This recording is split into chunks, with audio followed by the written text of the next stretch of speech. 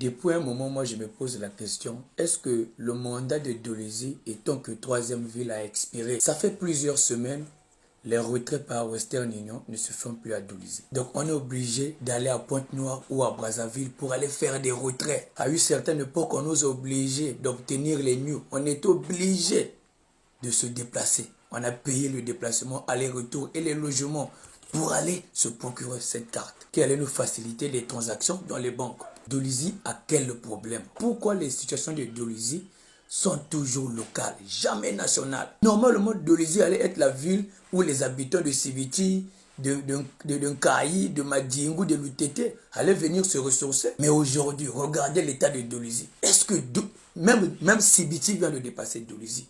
En tout et pour tout. Nkayi dépasse Dolisie actuellement en termes d'activité. En tout et pour tout. Organise des tournois des Iwawa, Brazzaville, Pointe-Noire. À Dolisie, zéro. C'est comme s'il n'y a pas des Iwawa à Dolisie. C'est comme si à Dolisie, il n'y a pas de parieurs. Toujours négligé. Cette ville est toujours négligée. On signe les ambassadeurs. C'est toujours Brazzaville, Pointe-Noire. On organise des activités. Toujours Brazzaville, Pointe-Noire. Pour faire les études universitaires, les habitants de Dolisie doivent toujours quitter Dolisie pour aller à Pointe-Noire, pour aller à Brazzaville. Mais en quoi Dolisie mérite encore cette appellation de troisième ville? En quoi un habitant de Nkayi va envier Dolisie? En termes d'infrastructure, il n'y a pas de débat. En termes d'activité, il n'y a pas de débat. En termes de société, il n'y a pas de débat. En termes économiques, il n'y a pas de débat. Donc, pour vivre comme un citoyen normal dans ce pays, on doit quitter Dolisie pour aller vivre à Pointe-Noire et à Brazzaville. Ça, c'est quelle situation? Pourquoi les problèmes de Dolisie restent toujours silencieux? Imaginez un peu le stress des parents qui ne vivent que de l'aide des enfants qui sont à l'étranger, qui sont aujourd'hui coupés, qui ne peuvent pas recevoir de l'aide de leurs enfants. Imaginez leur situation. Imaginez le stress. Imaginez les enfants de Dolisie qui sont à l'étranger, qui ne peuvent pas envoyer de l'argent à leurs parents qui se trouvent ici au pays. Imaginez cette situation. Beaucoup de parents sont malades.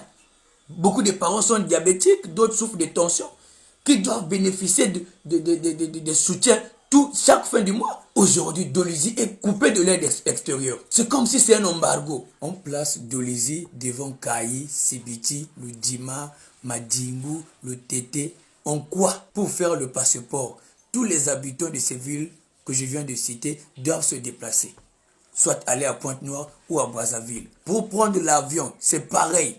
Ils doivent se déplacer pour aller à Pointe-Noire ou à Brazzaville. Pour faire le new, c'est pareil. Pour les études universitaires, c'est pareil. Mais en quoi Dolisie est troisième ville? Déjà, c'est une ville économiquement ne bouge pas assez. Donc la culture des banques à Dolisie, c'est encore un problème. Les gens sont encore accros aux cartes de pointage. Déjà, avec ce genre de situation, vous éloignez déjà les habitants de Dolisie des banques.